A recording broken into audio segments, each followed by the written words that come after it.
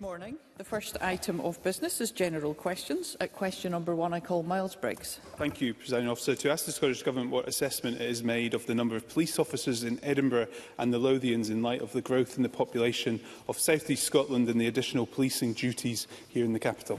Cabinet Secretary Angela Constance. Presiding Officer, deployment of officers is a matter for the Chief Constable based on operational priorities. The Scottish Government's record investment in policing enabled Police Scotland to take on more recruits in the last financial year than at any time since 2013.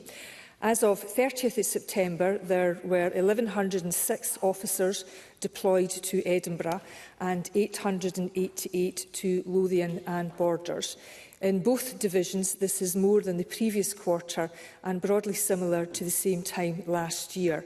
A range of regional and national resources are also available to assist local officers following the creation of a single service.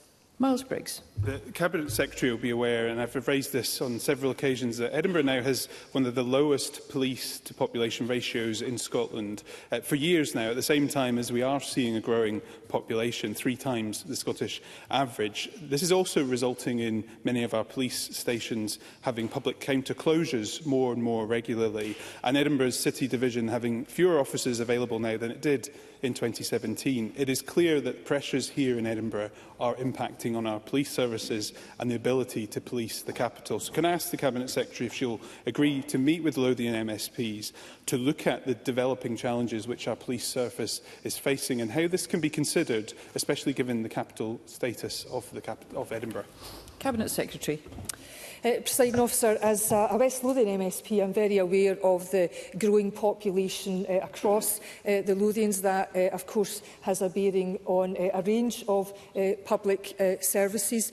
In terms of policing, as I said in my original answer, these are operational matters for the Chief Constable, and she can move resources as she sees fit in accordance to threat, harm and vulnerability. I'm very pleased that due to the investment of this government we have seen a stabilisation of police numbers, and of course I would be happy to meet with Mr Briggs and other colleagues, notwithstanding as long as they are very aware of the clear divide between ministerial responsibilities and operational matters. Brief supplementary, Gordon MacDonald. Thank you, Presiding Officer. Scotland has a higher number of police officers per capita than England and Wales. Can the Cabinet Secretary provide details of the pressures facing Police Scotland as a result of the UK Government's hike in employers' national insurance? Cabinet Secretary.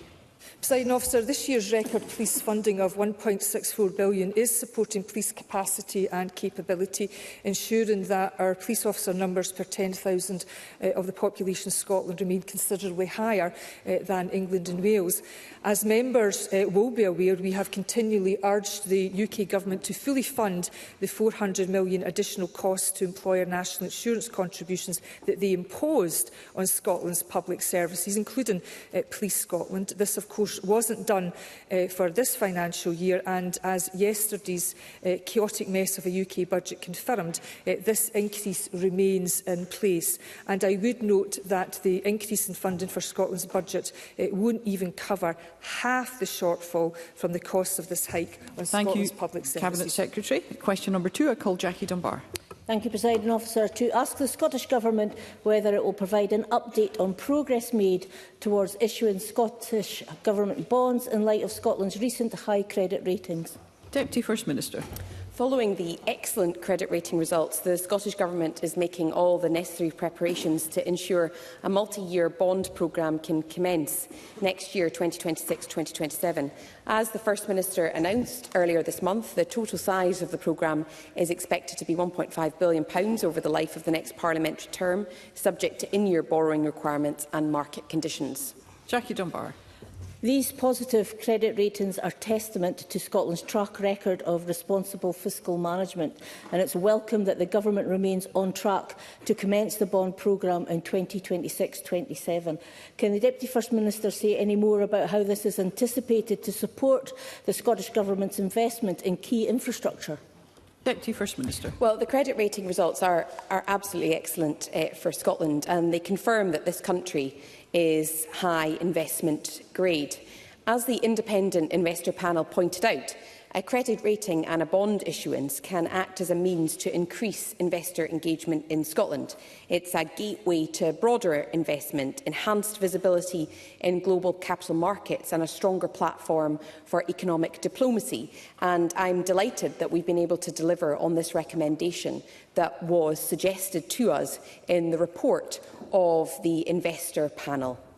Brief supplementary, Paul Sweeney. Thank you, Presiding Officer. It is welcome that the Scottish Government is exploring innovative ways to raise extra capital, in addition to the normal method of raising it through the National Loan Fund. What scenarios does the Deputy First Minister envisage bonds being issued? Would it be in cases where there's high returns, such as investing in Clyde Metro or the Scottish Events Campus expansion, or could it also be used for NHS projects like the new Institute of Neurosciences in Glasgow? Deputy First Minister. Well, I'm pleased with Paul Sweeney's welcome of this step, and it's important to state on the record that this is about borrowing better. It's not about borrowing more. So it's about borrowing within the limits that are set through the fiscal framework. And he's absolutely right to say that this can be used to fund infrastructure development. It will be used for capital infrastructure. So he cited some examples of capital infrastructure. And as we undergo this process, there will be then decisions taken about what infrastructure will be funded through this process. Question number 3, George Adam. Thank you, Presiding Officer. To ask the Scottish Government what action it's taking to preserve and enhance historic buildings in Scotland's town centres. Cabinet Secretary Gillian Martin. Thank you, Presiding Officer. The Scottish Government is supportive of historic buildings and town centres being preserved and regenerated, and provides support for our historic environment through sponsorship of Historic Environment Scotland, which received £74.2 million in grant and aid funding in 2025-26. And this funding helps Historic Environment Scotland maintain properties in its care, deliver grants to the heritage sector, undertake research on the effects of climate change on historic buildings, and fulfil advisory and regulatory functions. And they also provide advice to property owners, local authorities, developers and community groups.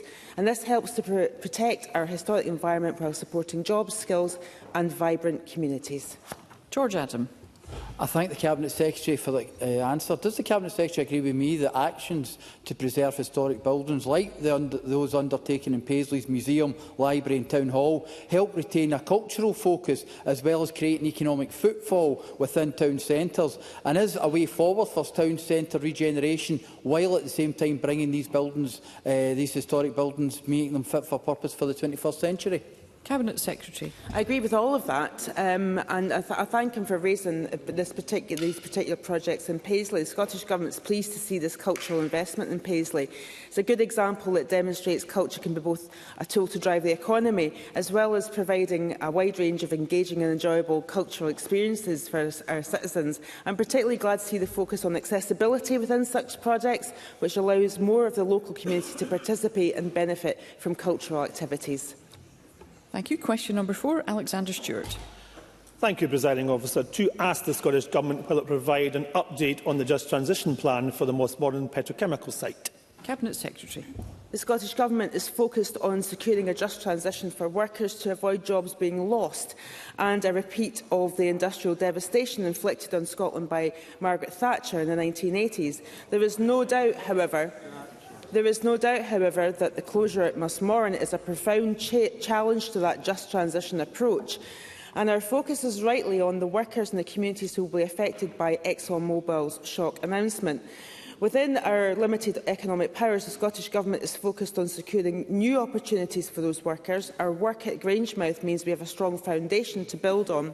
We have line of sight to businesses who may wish to invest and understand the needs of workers and communities. Scottish Enterprise have the unique expertise to secure new investment at both Mossmorton and Grangemouth. It's important to note that the site in Mossmorton does not just consist of the Fife ethylene plant.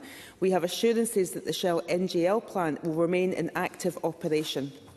Alexander Stewart. I thank the Cabinet Secretary for that response. With 400 employees and contractors facing redundancy at Mossmorton, and yet a transition plan that the Scottish Government promised in early 25 still hasn't materialised, instead of a blame game between both governments, when will the Scottish Government take responsibility to protect the sector and end their presumption on oil and gas to prevent job losses in the oil and gas sector supply chain?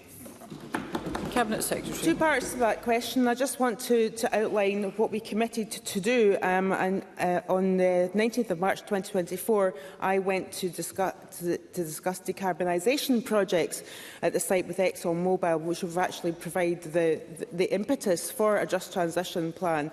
Then Dr Allen followed up with that on the 28th of October 2024 with ExxonMobil. But since then, it's been very difficult to get engagement with them. Officials were engaging with the business since June to try and secure time, because as we always said, once the Grangemouth Just Transition Plan was out, that we would work on a most modern one.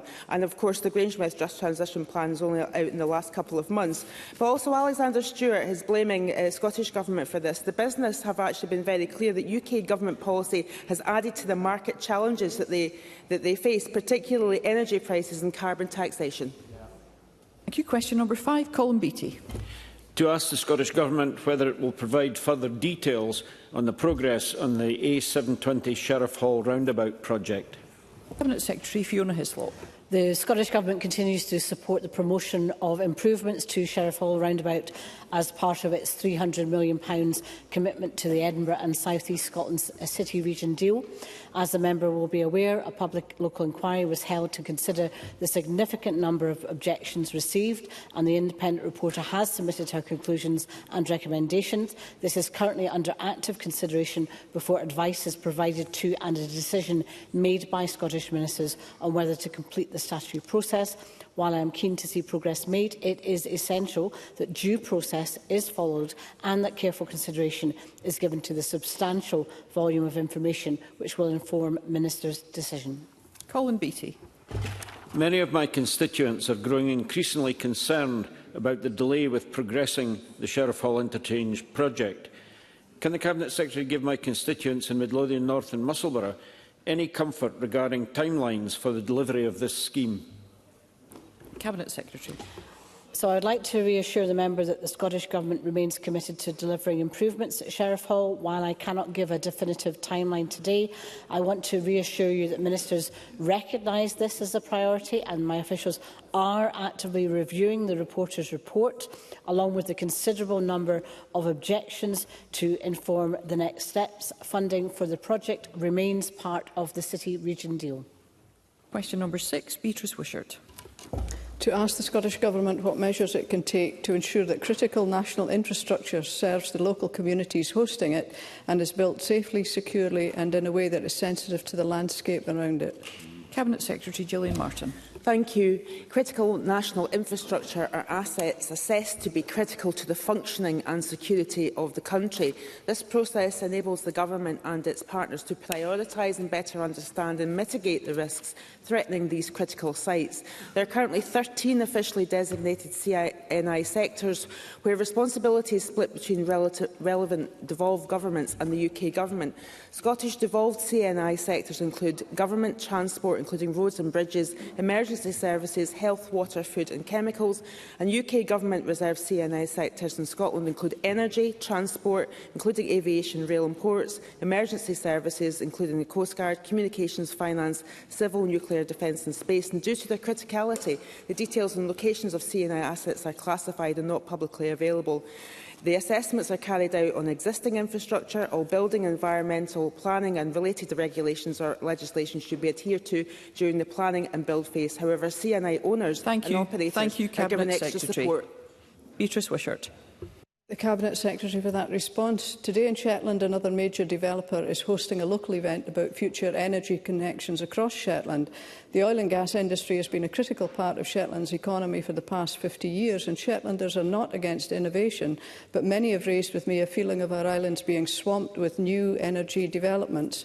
People who tolerated the divisive Viking wind farm development are now pushing back against what is described as the continual and creeping industrialisation of Shetland, including proposals for more pylons across the landscape and a green ammonia plant. One constituent who asks for all cables to be underground writes, and I quote, "The push for renewable energy is attributed to providing a future plan to tackle climate change.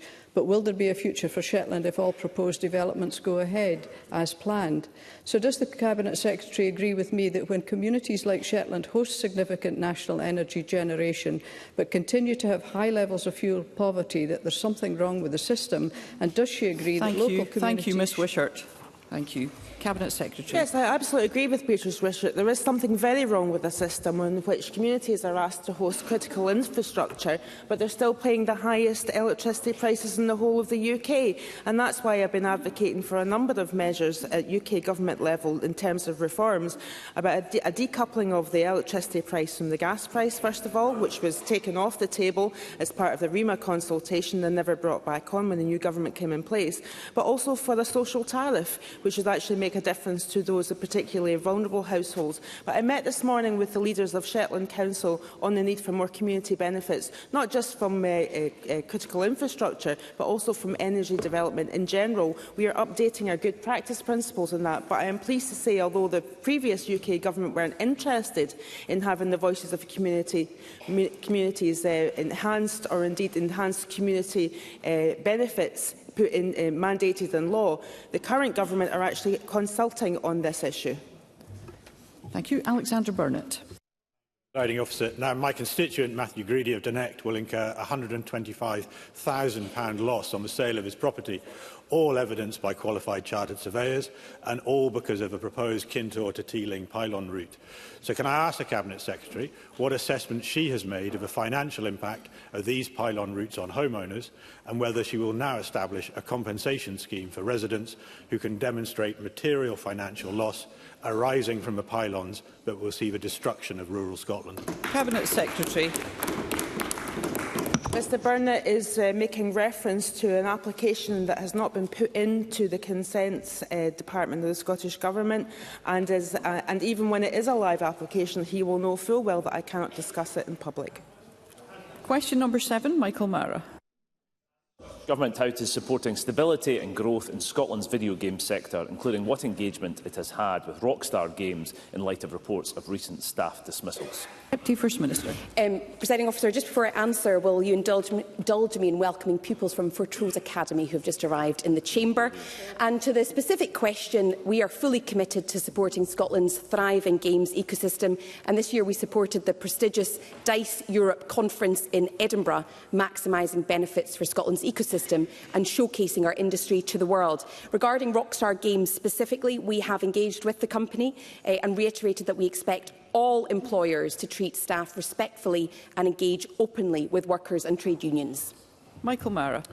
I know the Deputy First Minister will stand with me saying that our thoughts are with the staff affected by those redundant dismissals at Rockstar Games. And in recent weeks, I've heard from people working in the games sector across Scotland who say the demands of the sector, including what is known as crunch, a period of mandatory overtime prior to deadlines, is actually leading to burnout, high turnover staff, and make the industry far too inaccessible to too many in Scotland. In that context, there are rightly growing calls for unionisation within the industry. Does the Deputy First Minister agree with me that workers' rights to organise must be upheld, and she will make sure that any government funding is contingent on that basis?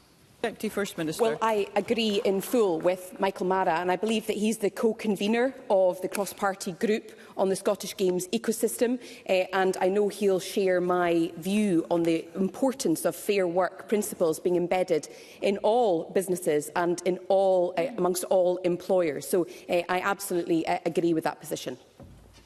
Brief question 8, Carol Mockin. Thank you. To ask the Scottish Government whether it will provide an update on the financial sustainability of Ayrshire College. Minister Ben McPherson. Ayrshire College does remarkable work, particularly in the aerospace sector, and I very much valued and appreciated visiting the college on the 11th of November. I greatly value the significant contribution that all colleges make to our economy and society, including Ayrshire College, and recognise the significant financial pressures that the sector is facing. The Scottish Government cannot comment specifically on the financial position of an individual college, such as Ayrshire College. However, the Scottish Funding Council continues to engage closely with the college sector, monitoring financial sustainability and providing appropriate forms of support tailored to the circumstances of individual institutions. Carol Mockin. Thank you. I thank the Minister for that answer. Forecasts show that most colleges are not sustainable. Ayrshire College is facing a £2.1 million reduction in core teaching funding over and above the 20% real terms cut since 21-22. This is a huge blow, which is already making the college have to take difficult decisions. Does the government recognise this, and it must urgently work with the colleges and its trade unions to address these funding challenges and ensure that we both secure jobs and young people's education and make sure these are both protected? Minister. Since coming into post, I have greatly valued engagement with Colleges Scotland and with individual colleges and across the chamber on the challenges facing the sector, but also the huge opportunities. And Ayrshire College is showing leadership with the Prestwick aircraft maintenance limited partnership, providing real-world opportunities where there is significant demand for the opportunities that are available. And I commit again to working across the Parliament on the challenges and opportunities that our college sector faces.